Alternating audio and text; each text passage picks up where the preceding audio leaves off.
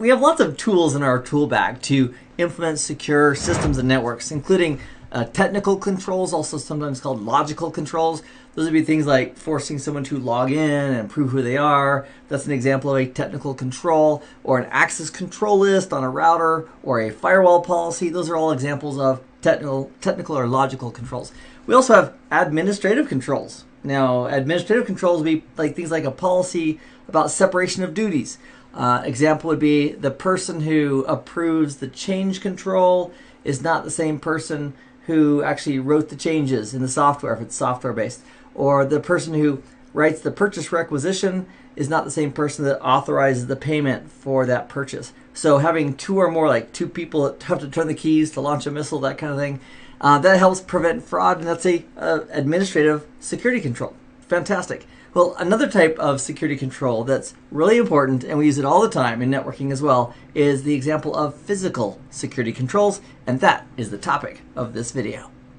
And for this discussion, let's imagine that all of this gear right here is at our site. I'll just label it our site. So wherever that is in the country or world for you, that's where we are, our site. Now, before we can get to the gear and systems at our site, it's very likely we're going to have something outside the building. So if this is a building, on the way into that building, we could have several physical controls on the way in. So we get things like fences and guards and doors and locks, perhaps locks on those doors, and maybe there's card readers that are required to be used before it'll let a person go in.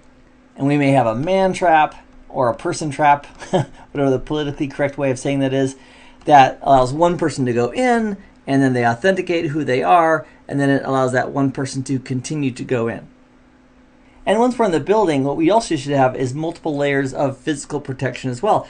For example, who should be able to see these physical switches? And the answer is virtually no one should be able to just walk in and see those. Those should be in an IDF or MDF or in a physically secure location that's air conditioned and humidity controlled and locked as far as physical security is concerned. And that way we're providing physical protection against somebody just walking in and unplugging something or turning something off. And also from a physical perspective, we might want to have sensors that are sensing the temperature in the room, and also perhaps fault-tolerant power supplies or power sources so that they can keep on running. Now, from a logical perspective, as far as who can log into those devices, those would be under the category of logical or technical controls. And in addition to that, we'd also want to make sure that physical access is controlled. Because if you haven't yet done so, it's pretty fun to do a search for Cisco password recovery.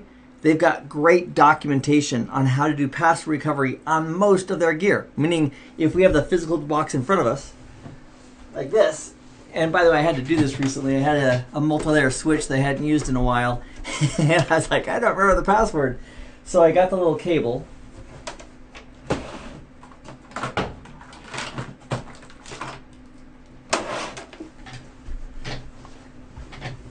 Right here. I purchased the console cable that goes directly to the USB.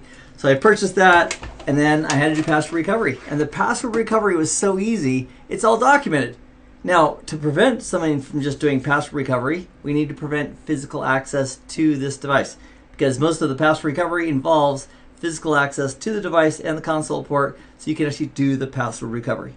Now, often when we're logging into devices on our network, those are using logical or technical controls to do it, but we could also invoke things like two-factor authentication or multi-factor authentication, where it's something the user knows, like a password, and something that they have, like a one-time password generator, or maybe it's a digital card with a chip in it that has a digital certificate. Those would be physical controls or used as part of the login process. But indeed, those devices that they have, the card or the one-time password generator, those are physical resources that we could use to implement security.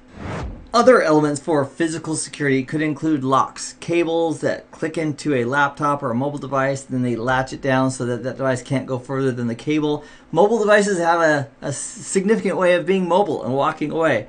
So physically securing them or securing computers in a case that locks, that's going to protect that device from being stolen or moved. It's also going to protect that device from being physically tampered with by just having a user open up the case and swapping out the memory or taking out a card or messing with it if it has that physical enclosure in the office or the cube of that user.